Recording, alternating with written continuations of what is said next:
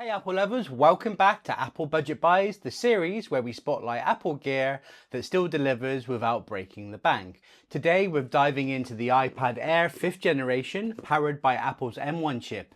Even in 2025, this tablet holds its own. But is it still worth it? Buying over newer iPads? Let's find out. So let's get into it and let's start the episode.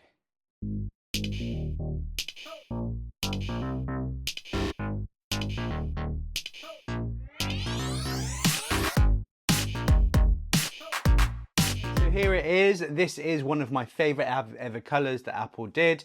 This is the blue color of the iPad Air 5th generation. This one specifically is cellular, as you can see from the antenna. But really everything really applies to both models today. So this is still one of my favorite iPads, and the 5th generation with the M1 in blue was one of my favorite ones I ever owned.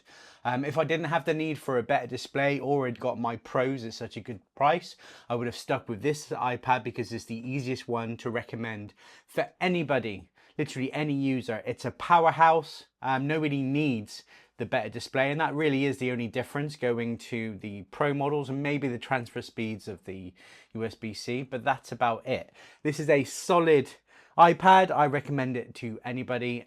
It's the cheapest way to get into the M1 silicon era, and yeah, still holds up. So let's look at the history and specification. So the iPad Air 5 was released in March 2022 during Apple's peak performance event. It was a major leap forward from the Air 4, bringing in the M1 chip and the same chip found in the 2021 iPad Pro and even the MacBook Air at the time. Now the form factor is exactly the same as the 4th generation. That's also a really good Apple Budget Buys, and I'll put a link to that video down below as well. It was Apple's way of saying you don't need to go Pro to get the power. And in 2025, that statement still holds up. So here's what you get with the iPad Air 5th generation. So you get the M1 chip with the 8-core CPU and 8-core GPU. 8GB of RAM, so you're okay for Apple Intelligence if you really want it. 10.9-inch liquid retina display, and that's where this one's different. It doesn't have the ProMotion. Touch ID in the top button, so no Face ID. USB-C port, but no Thunderbolt. It's still a good speed though. 12 megapixel front-facing and rear cameras. Apple Pencil 2 and Magic Keyboard support, as well as the USB-C Apple Pencil. And the storage options were a bit weird. There were 64GB or 256GB. That was it. Colors were purple, space gray, this blue, and silver as well. So it's thin, light, and weighs just over 460 grams. Ideal for students, creatives, and productivity on the go. Now, running iPadOS 18, the iPad Air 5 is no slouch. It supports windowed multitasking with Stage Manager, external display support, new iPadOS AI features for Notes, Safari, and Messages, gaming performance that rivals laptops, and this is just from a few years ago. And of course, it does support the latest iPadOS 26, so that will transform this iPad into more of a Mac as well.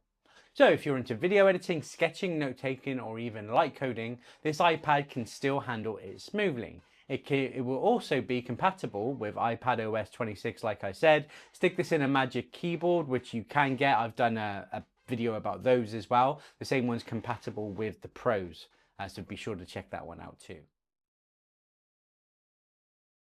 So let's compare it to the previous generation and talk about the price. So what about the newer iPad Air 6? It launched in May 2024, so 2 years after. It's powered by the M2 chip, and it comes in the 11-inch or the 13-inch size and brings faster GPU and CPU, around about 15 to 20% improvement.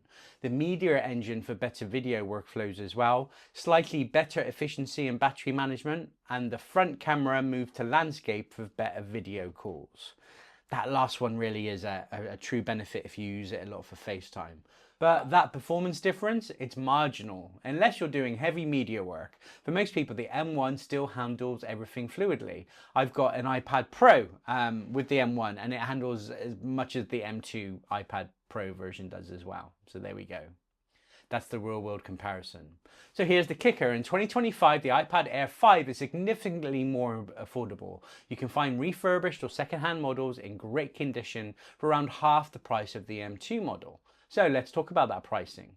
Now, all prices today are based on eBay, which of course is what I'm all about and finding good deals there. But look at Apple refurbished, and if you really want a cheaper refurbished one, there's also Amazon renewed. So £300 to £350 on eBay for base model, and then it goes up to £50 to £100 for more capacity, or if you want to add cellular to it as well. So it really is affordable. Let me give you my conclusion. If you're shopping smart in 2025, the iPad Air 5 is a sweet spot in Apple's tablet lineup. It offers pro-level performance at a budget price, compatibility with all the premium accessories apart from the Pencil Pro, but it depends on your use case there. Full support for the latest software features and future ones. Like I said, it's compatible with the next year's software update too. So yes, the M2 Air is newer and shinier, but unless you need the extra bit of power or the larger 13-inch display, that's you will really thing to consider is your display preference size. You haven't got that choice with this one. You can save hundreds by choosing the M1 Air without sacrificing much or anything at all, depending on your use case. So if you're hunting for value and versatility in one sleek device, the iPad Air 5 is still a top Apple budget buy in 2025 and my seal of approval best budget buys. So let me know in the comments, would you choose the M1 Air or spend more for the M2, maybe even the M3? And don't forget to hit like, subscribe and tap that bell so you don't miss out on the next episode of Apple Budget Buys right here on the Tech Hub.